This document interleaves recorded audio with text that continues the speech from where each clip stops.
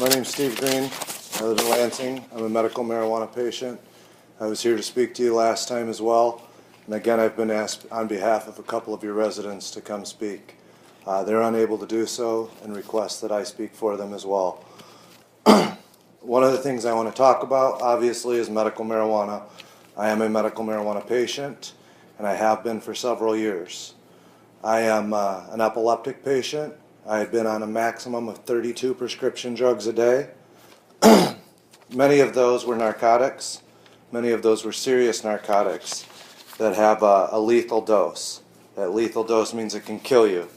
Here in front of me, what I have is some paperwork from a judge, Francis L. Young. He was a DEA administrative judge, and in 1988, he made a ruling that medical marijuana was not dangerous. One of the things he compares it to is the therapeutic dose for prescribed drugs, commonly known Valium. I'm sure you've all heard of it. Maybe you've taken it before. Valium has a 1 to 10 death ratio. That means if you take 10 times the regular dose, you can die from it.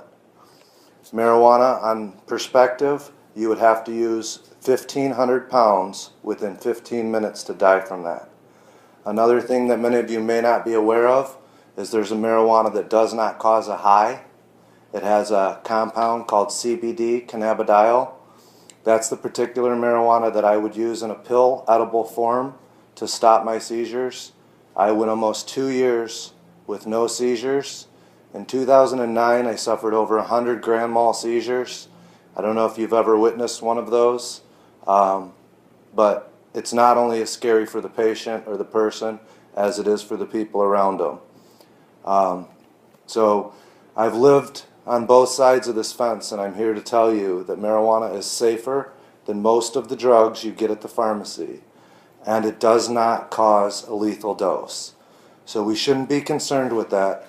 That's commonly known as the LD50, and that's the lethal dose of drugs. Another thing that he had said here is, in strict terms, medical marijuana is safer than many foods we commonly consume. If you eat enough raw potatoes, you will die from it. That is impossible to do with marijuana. It's been around 5,000 years. There's not one reported death ever in the entire world. One more thing I want to add to that is this was again written, and the ruling was done on September 6th of 1988.